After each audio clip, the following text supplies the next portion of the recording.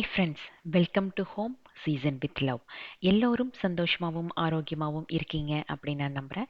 இது ஒரு evening routine.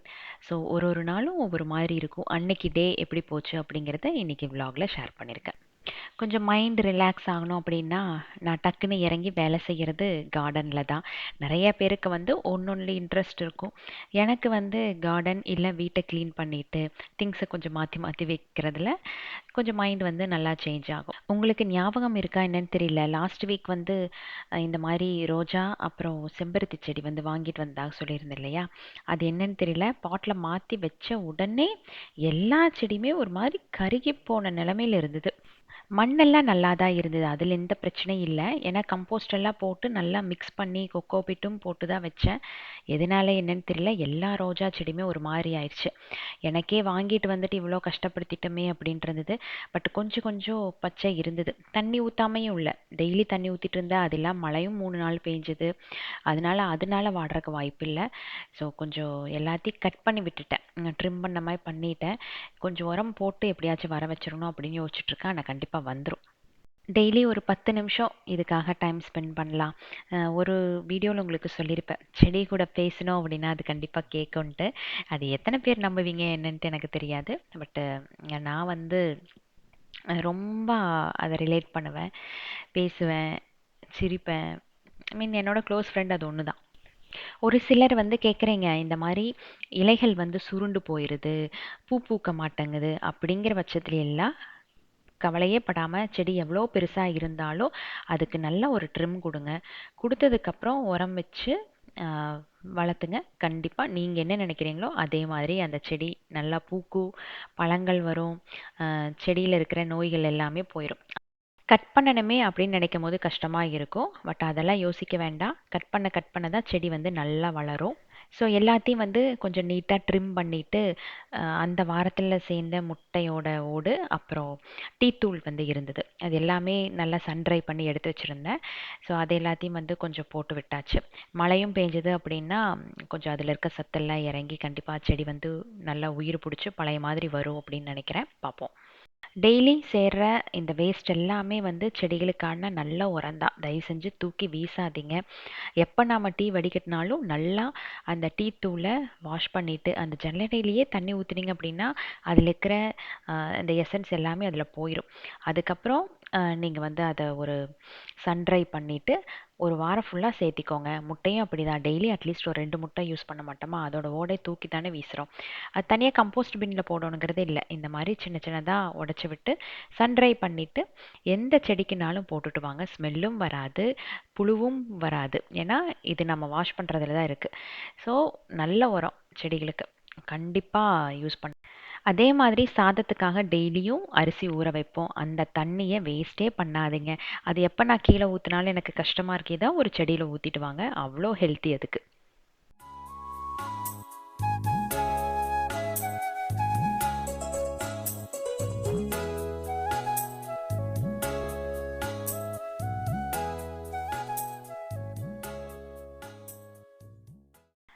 நாம் இப்போ இருக்கிற ஊர் எவ்வளோ ஹாட்டாக இருக்குது அப்படின்ட்டு உங்களுக்கு எல்லாத்துக்குமே தெரியும். ஸோ இன்டோரில் கரெக்டாக செட் ஆகிற பிளான்ட்டில் ஒரு பிளான்ட் என்னென்னா ஜீ பிளான்ட்டுன்னு தெரிஞ்சிருக்கு எனக்கு. மணி பிளான்ட்டு அப்புறம் ஸ்னேக் பிளான்ட், இது 3 தான் வந்து பிரச்சனை இல்லாமல் இப்போ வரைக்கும் போயிட்டு இருக்கு. இனி ஒவ்வொரு செடியாக வந்து வச்சு பார்க்கணும். இப்போது டெஸ்டிங்க்காக 2 செடி உள்ளே வச்சுருக்கேன். அது வந்துருச்சு அப்படின்னா அதுவும் ஓகே, இந்த வெதருக்கு வரும் அப்படின்ட்டு தெரிஞ்சுக்கலாம். இந்த மாதிரி தான் இந்த ஒரு 8-9 மந்த்ஸாக வந்து எந்த செடி உள்ளே செட் ஆகலை அப்படின்னு தெரிஞ்சுக்கிறக்கே கொஞ்சம் டைம் எடுத்தது.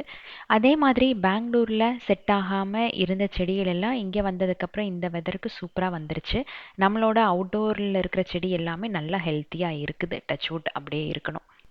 டெய்லி யாருனாலையும் வந்து டைம் ஸ்பெண்ட் பண்ண முடியாது. பட் வாரத்தில் ஒரு 2 நாள், ஒரு நாள் அவுட்டோருக்கு, ஒரு நாள் இன்டோருக்கு அப்படின்னு டைம் ஸ்பெண்ட் பண்ணிங்க அப்படின்னா நல்ல ஹெல்த்தியான கார்டனிங்காக இருக்கும்.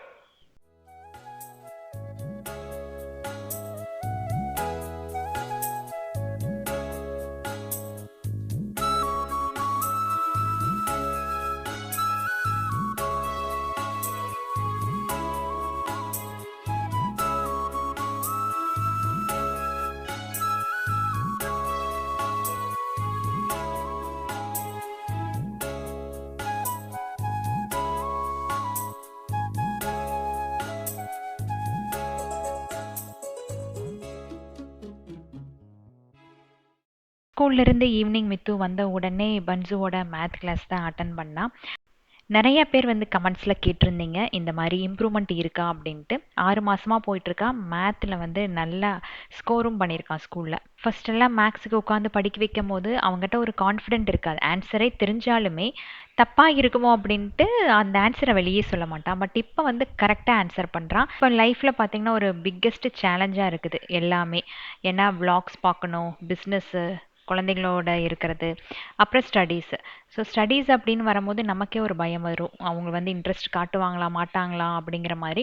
பட் இப்போ வந்து ஸ்லோவாக அவனுக்கு அந்த கான்ஃபிடென்ட் லெவல் எல்லாம் வரும்போது ஓகே அவன் மேனேஜ் பண்ணிக்குவான் அப்படின்ட்டு எனக்கு ஒரு ஒரு சின்ன ஹாப்பினஸ் வருதுன்னு வச்சுக்கோங்களேன். டக்குன்னு எல்லாம் வந்து அந்த குழந்தைக கிராஸ்ப் பண்ணிட்டு அவங்களோட இம்ப்ரூவ்மெண்ட்டை காட்டுவாங்க அப்படின்னு சொல்ல முடியாது. கிராஜுவலாக தான் அவங்களோட இம்ப்ரூவ்மெண்ட் வந்து நமக்கு தெரிய ஆரம்பிக்கும். இந்த வீடியோவில் வந்து மித்து கூட எப்படி இன்ட்ராக்ட் பண்ணியிருக்காங்க, இவன் எப்படி அதுக்கு ஆன்சர் பண்ணியிருக்கான் அப்படிங்கிறதெல்லாம் சில கிளிப்பிங்ஸ் வந்து நான் ஆட் பண்ணியிருக்கேன். நீங்கள் செக் பண்ணி பாருங்கள். அதுலேயே உங்களுக்கு ஒரு ஐடியா வந்து கிடைக்கும். இந்த கோர்ஸ் வந்து யூகேஜி டு 9th ஸ்டாண்டர்ட் வரைக்கும் இருக்குது. கோர்ஸ் இந்தியாவில் மட்டும் இல்லை, யுஏஇ, யுஎஸ்ஏ, யூகே அண்ட் ஆஸ்திரேலியாலையும் இருக்குது. What is small? Can you tell? This is so big. This is so small. Biggest. Oh, are you talking about this? Are you talking about this? I am talking about this. 5 to 15 years ஏஜில் இருக்க எல்லா கிட்ஸுமே இதுக்கு eligible தான். நம்மளோட ஃபேமிலியில் யாராச்சும் இன்ட்ரெஸ்டடாக இருந்தீங்கன்னா free class வந்து நீங்கள் அட்டன் பண்ணிக்கலாம். அதுக்கப்புறம் ஃபஸ்ட்டு 50 பீப்புள் வந்து யார் ரெஜிஸ்டர் பண்ணுறீங்களோ டிஸ்கிரிப்ஷனில் இருக்கிற லிங்க் வச்சு அவங்களுக்கு வந்து 25% டிஸ்கவுண்ட் இருக்குது. ஸோ டிஸ்கிரிப்ஷனில் வந்து எல்லா டீட்டெயில்ஸுமே கொடுத்துருக்கேன். உங்களுக்கு தேவைப்பட்டுச்சு அப்படின்னா நீங்கள் செக் பண்ணி பார்த்துக்கோங்க. மித்துவோட கிளாஸுக்கு கண்டிப்பாக ஒரு மணி நேரம் நான் அங்கேயே உட்காந்துருவேன். ஏன்னா அவன் எப்படி லேர்ன் பண்ணுறான் அப்படின்னு தெரிஞ்சுக்கணும் இல்லையா, அதுக்காக. ஸோ அதுக்கப்புறம் வந்துட்டு நம்ம கிச்சனுக்கு பின்னாடி இருக்கிற கார்டனை கொஞ்சம் செட்டப் பண்ணேன். நான் வந்து இந்த கிச்சன் கார்டன் பண்ணணும் அப்படின்ட்டு எனக்கு ரொம்ப நாள் ஆசை தான். பட் கரெக்டாக வந்து அமையவே மாட்டேங்குது. பட் ஒன்ஸ் வந்து செட்டப் பண்ணிட்டோம்னா போதும். அதுக்கப்புறம் மெயின்டெனன்ஸ் மட்டும்தான். அந்த செட்டப் பண்ணுறதுக்கு நமக்கு ஒரு டைம் வர மாட்டேங்குது. நம்ம கிச்சனுக்கு பின்னாடி அளவாக சில க்ரோ பேக்ஸ் இருக்குது. அதில் சின்ன சின்ன செடிகள் வந்து இப்போ வர ஆரம்பிச்சிருக்கு. ஸோ அதை தான் வந்து அன்னைக்கு மெயின்டைன் பண்ணினேன். எல்லாருமே பார்த்திங்கன்னா க்ரீப்பர்ஸாக தான் இருக்காங்க. அவரை இருக்குது, அப்புறம் வந்து முடக்கத்தான் இருக்குது, நல்லா சில்லி பிளான்ட் வந்திருக்கு, சங்குப்பூ செடி இதெல்லாமே வந்திருக்கு. இந்த ஸ்டிக்கை வந்து ஜஸ்ட்டு வச்சு மட்டும் வச்சேன். அது வந்து சப்போர்ட்டுக்கு அப்படியே பிடிச்சி வந்துடும் அப்படின்ட்டு. முடக்கத்தான் மட்டும் எல்லா க்ரோ பேக்லேயுமே வந்திருக்கு. அதோட விதைகள் வந்து இதாக இருக்குன்னு நினைக்கிறேன், ஸ்ப்ரெட் ஆகிருக்குன்னு நினைக்கிறேன். அதனால் எல்லா க்ரோ பேக்லேயுமே வந்துருந்து. பட் எனக்கு அது பிச்சு போடுறதுக்கு வந்து மனசு இல்லை. ஏன்னா இதே கீரை வந்து நாங்கள் பெங்களூரில் வேலி ஓரத்தில் தேடி தேடி பறித்த காலமெல்லாம் இருக்குது. அதனால் அதை வந்து பிச்சு போடுறதுக்கெல்லாம் மனசில்லை. ஏன்னா அதோட அருமை நமக்கு நல்லா தெரியும். அவரை, பச்சை மிளகாய் எல்லாம் வந்து எங்கள் பெரியம்மா இங்கே வந்தப்போ போட்டு விட்டுட்டு போனாங்க. பச்சை மிளகாய் பூ பூத்து நிற்கிது. கண்டிப்பாக சீக்கிரமாக காய்க்க ஆரம்பிச்சிடும். அப்புறம் அவரை வந்து இப்போது இந்த மழை பெஞ்சங்காட்டி டக்குன்ட்டு முளை விட்டு மேலே வர ஆரம்பிச்சிருச்சு. நாட்டுக்காயின்னு சொல்லி சொன்னாங்க. வந்ததுக்கப்புறம் பறித்து செய்யும் போது அதோட சந்தோஷம் நமக்கு தெரியும். vlog ஸ்டார்டிங்லேருந்து இப்போ வரைக்கும் உங்களுக்கு வந்து கார்டன் ரிலேட்டடாகவே இருக்குது அப்படின்னா நீங்கள் வந்து ஸ்கிப் பண்ணிக்கோங்க. ஏன்னா அன்னைக்கு வந்து டே இப்படி தான் எனக்கு ஸ்டார்ட் ஆகிருந்தது. கொஞ்சம் இன்டோருக்கு அவுட்டோர் பிளான்ஸ்க்கெல்லாம் டைம் ஸ்பெண்ட் பண்ணலாம் அப்படின்ட்டு அன்னைக்கு ஈவினிங் வந்து ஆஃபீஸ் நான் போனதே லேட்டு தான். இங்கே வந்ததுக்கப்புறம் ஹரிஷ்மிதா ஒரு ஹோட்டலுக்கு வந்து கூட்டிகிட்டு போவா. அது ஃபுல்லாகவே கர்நாடகா ஸ்டைலில் டின்னர் லன்ச் எல்லாமே. ஸோ அவளுக்கு வந்து அங்கே இருந்ததுனால அந்த மாதிரி ஃபுட்டு ரொம்ப பிடிக்கும். அதனால் எப்போ வந்து பெங்களூர் நினச்சாலும் அங்கே போய் டக்குன்னு சாப்பிட்டு வந்துடுவோம். அங்கே சங்குப்பூ டீ வந்து கொடுப்பாங்க. அது அவளுக்கு ரொம்ப பிடிச்சிருச்சு. மோஸ்ட்லி அவள் வந்து பால் ஆட் பண்ணி டீயோ காஃபியோ குடிக்க மாட்டாள். ஒன்றா பிளாக் டீ இல்லைன்னா பிளாக் காஃபி. நான் அது ரெண்டையும் வந்து கம்மி பண்ணோம் அப்படிங்கிறதுக்காக சரி சங்குப்பூவே உனக்கு பிடிச்சிருச்சுல்ல அதனால் அந்த டீயே குடிச்சிக்கோ அப்படின்ட்டு ஈவினிங் டைம் வந்து அவளுக்கு அது போட்டு கொடுத்துறது.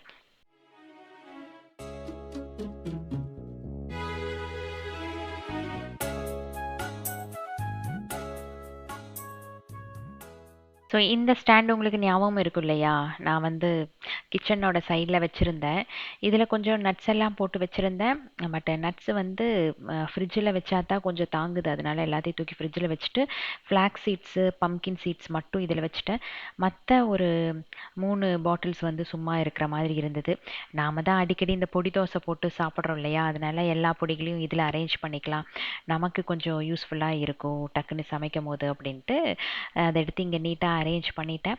இங்கே பண்ணதுக்கப்புறம் கொஞ்சம் அந்த இடம் வந்து கலர்ஃபுல்லாக இருந்தது. இட்லி பொடி மட்டும்தான் வீட்டில் அரைக்கிறதா இருக்கும்.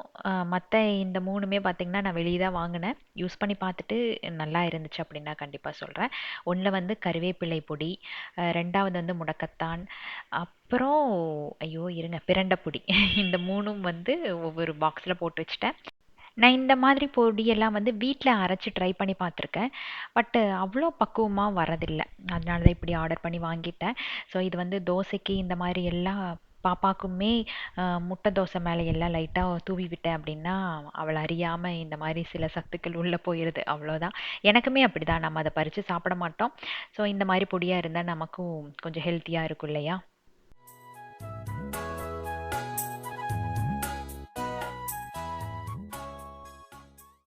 ஒரு ஒரு வாரத்துக்கு முன்னாடின்னு நினைக்கிறேன், எனக்கு வந்து வேலையே நடக்க மாட்டேங்குது. கொஞ்சம் கால்ஸு, பவுண்ட்ரிஸ் எல்லாம் சின்னது பண்ணணும் அப்படின்னு சொல்லி நான் போடும்போது, ஒரு சில பேர் வந்து கமெண்ட்ல போட்டிருந்தீங்க, அது வந்து முடியாது, அது எப்படி உங்களால முடியும் அப்படிங்கிற மாதிரி போட்டிருந்தீங்க. சி பவுண்ட்ரிஸ் சின்னது பண்ணுறது, கால்ஸ் எல்லாம் கட் பண்ணுறது அப்படிங்கிறது வந்து அவங்கள நம்ம ரிஜெக்ட் பண்ணுறோம் அப்படிங்கிற மாதிரி இல்லை. நாம் வந்து இப்போ தலைக்கு மேலே எக்கச்சக்கமான கமிட்மெண்ட்ஸ் இருக்குது. ஸோ ஒருத்தர் கூட பேசும்போது நல்லா இருக்கீங்களா, நல்லா இருக்க, குழந்தைங்க எப்படி இருக்காங்க, இந்த மாதிரி ஒரு சில விஷயங்கள், அதாவது அவங்க ப்ரைவசிக்குள்ளே நாம் போகக்கூடாது, நம்மளோட ப்ரைவசிக்குள்ளே அவங்க வரக்கூடாது. அந்த மாதிரி மேலோட்டமாக பேசிட்டு போயிட்டோம் அப்படின்னாலே கான்வர்சேஷன் நல்லபடியாக முடியும். இது ஒன்று. 2வது, ஒரு பிரச்சனையை உள்ளே தூக்கி போட்டு நம்ம பேசிகிட்டு இருக்கோன்னு வைங்களேன், அது நமக்கு சம்மந்தமே இருக்காது. யாரோ ஒரு பிரச்சனையை அங்கே தூக்கி போட்டு பேசிகிட்டு இருக்கும் போது ஒரு 10 நிமிஷம் அதுக்காக டைம் ஸ்பெண்ட் பண்ணுறீங்க அப்படின்னா, அந்த 10 நிமிஷம் பேசின உங்கள் 2 பேத்துக்கும் ஒர்த்தான்னு யோசிக்கணும். கண்டிப்பாக இருக்காது. அப்படி ஒர்த் இல்லாத ஒரு விஷயத்த நம்ம பேசி என்ன பண்ண போகிறோம்? அவங்க லைஃப்பில் அவங்களோட சூழ்நிலை காரணமாக அந்த மாதிரி முடிவுகளை எடுக்கலாம், பண்ணலாம், சரியா? அதை நாம் நம்ம குடும்பத்துக்குள்ளே பேசி என்னாக போகுது? ஸோ இந்த மாதிரி சில விஷயங்கள் வந்து தவிர்த்தாலே நமக்கும் அதிகமான டைம் கிடைக்கும், நமக்கு தேவையில்லாத மன உளைச்சல் வராது, நமக்கும் அந்த டைமை வந்து நல்லா கொஞ்சம் ப்ரொடக்டிவாக கொண்டு போன மாதிரி இருக்கும்.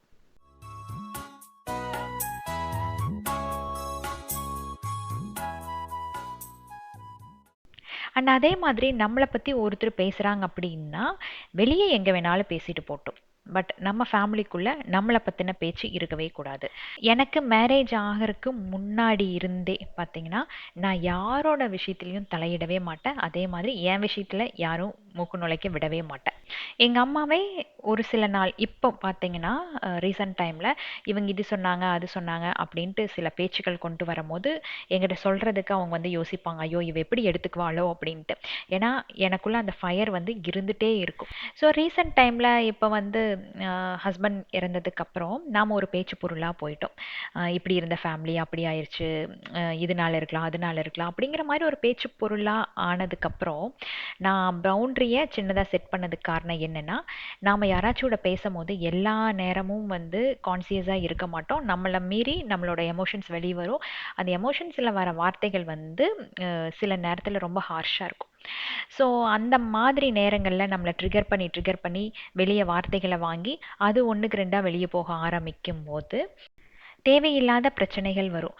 ஸோ நாம் வந்து நம்ம இடத்துல இருந்து போகிற இன்ஃபர்மேஷனை கட் பண்ணாலே நாம் வந்து மற்றவங்களுக்கு பேசுகிறதுக்கு வாய்ப்புகள் கொடுக்கறது கம்மியாகி போயிடும். ஸோ அதுதான், முடிஞ்ச அளவுக்கு எல்லா இடத்துலையும் அமைதியாக இருந்துட்டு நம்ம வேலையை பார்த்துட்டு போகணும். ஸோ நீங்கள் கேட்ட கொஷினுக்கு வந்து ஆன்சர் வந்துருச்சா? இந்த மாதிரி நம்ம வந்து ஓரளவுக்கு கொஞ்சம் நம்ம வேலைகளில் இன்வால்வ் ஆகிட்டோம் அப்படின்னாலே தேவையில்லாத பேச்சுக்கள் இதிலிருந்து வந்து விடுபட்டுடலாம். நான் ஃப்ரீக்வெண்ட்டாக பேசுகிறது யார் கூட அப்படின்னு பார்த்தீங்கன்னா அம்மா அப்பா அப்புறம் அக்கா எல்லாம் கோவமே பட்டுட்டா, என்ன நீ ஃபோனே எடுக்க மாட்டேங்கிற பண்ண மாட்டேங்கிற, இந்த ஊரில் தான் இருக்கிறியா அப்படிங்கிற மாதிரி. நான் சொன்னேன் வாரத்தில் ஒரு நாள் கண்டிப்பாக நான் கால் பண்ணி பேசுகிறேன், உனக்கு அன்னைக்கு ஃப்ரீயாக இருந்துச்சு அப்படின்னா நீ எங்கூட பேசு அப்படிங்கிற மாதிரி சொல்லியாச்சு. ஸோ அவளும் வந்து ஆமாம் அதுதான் அப்படிங்கிற மாதிரி அக்செப்ட் பண்ணிட்டான். அப்புறம் அம்மா அப்பாவை பார்த்திங்கன்னா அவங்கக்கிட்ட காலையில் எழுந்திரிச்ச உடனே ஒரு கால் பண்ணுவேன், நல்லா இருக்காங்களா, உடம்புக்கெல்லாம் ஓகேவா, அந்த மாதிரியான அஹ், இது மட்டும் விஷயங்கள் மட்டும் பேசிட்டு காலை கட் பண்ணிடுவேன், அவ்வளோதான். ஸோ இப்படி தான் வந்து ஒரு சின்ன பவுண்டரியை செட் பண்ணியாச்சு. எனக்கு சின்ன வயசுலேருந்தே அப்படிதான், யார் பிரச்சனையும் வந்து வீட்டில் பேசுறது சுத்தமாகவே பிடிக்காது. அதே மாதிரி நானும் யாரோட பிரச்சனையும் பேச மாட்டேன். அது அஹ், அது எப்படி எனக்கு அந்த இது வந்துச்சுன்னு தெரியல. பட் எனக்கு அது பிடிக்கவே பிடிக்காது. சுத்தமாக பிடிக்காதுன்னு வச்சுக்கோங்களேன். ஸோ அதே விஷயத்த என் குழந்தைகளுக்கு சொல்லுவேன், மற்றவங்களோட விஷயங்கள் பேச வேண்டாம், உனக்கு என்ன வேலையோ அதை மட்டும் பார்த்துட்டு போ அப்படின்ட்டு. அதனால நானும் மித்து பாப்பா 3 பேருமே வந்து ஒரு தனி உலகம். நாங்க உண்டு எங்கள் வேலை உண்டு அப்படின்ட்டு இருக்கிற மாதிரியான உலகம்தான் இது. ஸோ பவுண்ட்ரிக்கான கதை இதுதான். இப்படி தான் வந்து லாஸ்ட் ஒரு 1 வீக்காக போயிட்டுருக்கு. மைண்டும் கொஞ்சம் ரிலாக்ஸாக இருக்குது, கொஞ்சம் ப்ரொடக்டிவிட்டியாக இருக்குது என்னோட பிஸ்னஸ் சைடில். இதுக்கு பேர் வந்து ரிலேஷன்ஷிப் வந்து அசிங்கப்படுத்துறது, ரிலேஷன்ஷிப்பை வந்து ரிஜெக்ட் பண்ணுறோம், அவாய்ட் பண்ணுறோம், அந்த மாதிரின்ட்டு இல்லை. ஆக்சுவலாக இந்த மாதிரி கொண்டு போனோம் அப்படின்னா அது ஒரு லாங் டேர்ம் ரிலேஷன்ஷிப்பாக இருக்கும். கசந்து மோந்து பார்க்கக்கூடாது எப்போவுமே. ஸோ இது வந்து எப்பவும் போல் ஒரு அட்வைஸ் எல்லாம் இல்லை. நாம் அனுபவிச்சதை கொஞ்சம் சொல்லலாம். அது ஏற்றுக்கிறவங்க ஏற்றுக்கட்டும், ஏற்றுக்காதவங்களும் ஒன்றும் பிரச்சனை இல்லை. ஏன்னா அவங்கவுங்க சூழ்நிலை எப்படியோ அந்த மாதிரி தான். ஸோ அந்த கமெண்ட்டுக்கான ஆன்சர் இது தான். அன்னைக்கு வந்து ஈவினிங் மித்து வந்ததுக்கப்புறம் பாலெல்லாம் ஆற்றி கொடுத்துட்டு அதுக்கப்புறம் பாப்பாவுக்கு சங்கு பூட்டி எனக்கு ஒரு ஸ்ட்ராங்கான ஒரு டீ அவ்வளோதான் குடிச்சு முடிச்சுட்டு, மித்ரன் தான் வந்து இந்த கருப்பு கவுனி அரிசி இடியாப்பம் கேட்டுட்டே இருந்தான். அவனை பொறுத்த வரைக்கும் அது வந்து பிளாக் நூடுல்ஸ். ஸோ அது என்ன பண்ணணும் அப்படின்னா, அந்த அரிசியை நல்லா கழுவி ஒரு 8 மணி நேரம் ஊற வச்சுடுங்க. அதுக்கப்புறம் அந்த தண்ணியெல்லாம் ஃபுல்லாக வடிச்சிட்டு மறுபடியும் 2 தடவை நல்லா வாஷ் பண்ணிவிட்டு ஃபேன் காற்றுல ஒரு 1/2 மணி நேரம் மட்டும் ஆற விடணும். அதுக்கப்புறம் லைட்டாக அந்த ஈரம் இருக்கும் போதே அரைச்சிட்டு நல்லா அதை ஆற போட்டு சலிச்சு எடுத்துக்கோங்க. அன்னைக்கு வந்து ஒரு ஒரு டம்ளர் 1.5 டம்ளர் அவ்வளோதான் நான் ஊற வச்சதே. அதுக்கப்புறம் நம்ம உப்பு, நெய், நல்லா சுடு தண்ணி ஊற்றி அந்த மாவை மிக்ஸ் பண்ணிவிட்டு இடியாப்பம் பிழிஞ்சும் பண்ணிக்கலாம். அப்படி இல்லையா நீங்கள் வந்து இந்த மாவை லைட்டாக உப்பு சேர்த்துட்டு நம்ம எப்பவும் போல் புட்டு பண்ணுவோம் இல்லையா, அந்த மாதிரியும் பண்ணிக்கலாம். ஸோ அன்னைக்கு வந்து அவன் நூடுல்ஸ் மாதிரி வேணும்னு சொல்லி கேட்டதுனால நான் வந்து இடியாப்பமே ரெடி பண்ணியாச்சு. என்ன ஒரு விஷயம் அப்படின்னு பார்த்தீங்கன்னா, சூடாக இருக்கும் போதே இதை வந்து நம்ம சாப்பிட்டுக்கணும், இல்லைன்னா ஒரு மாதிரி களியாட்டம் ஆயிடுது. ஏன்னா அந்த அரிசியோட தன்மையே அப்படித்தான். நம்ம சாதம் வடித்தாலுமே ரொம்ப நேரம் வெந்துச்சு அப்படின்னா அது ஒரு மாதிரி களியாட்டம் ஆயிரும். ஸோ இந்த மாதிரி அரிசியெல்லாம் வந்து கஞ்சிக்கு சூப்பராக இருக்கும், அந்த மாதிரி ட்ரை பண்ணோம் அப்படின்னா. அதனால் நல்லா சூடாக இருக்கும்போது யூஸ் பண்ணிக்கோங்க, அதுதான் நல்லாயிருக்கும். அன்னைக்கு இடியாப்பத்து கூட பால், தேங்காய் பால் அவனுக்கு பிடிக்காது, அதனால் பசும்பால் அது கூட சர்க்கரை சேர்த்து அவனுக்கு ஊட்டி விட்டாச்சு. சூப்பராக அவனோட டின்னர் வந்து முடிஞ்சிருச்சு. ஃபஸ்ட்டெல்லாம் வந்து கொஞ்சம் வெரைட்டியாக பண்ணுவேன், இப்போ வந்து அது கம்மியாயிருச்சு. ஏன்னா மித்து பாப்பாவோட லஞ்சு, பிரேக்ஃபாஸ்ட் மெனு எல்லாமே வித்தியாசம்.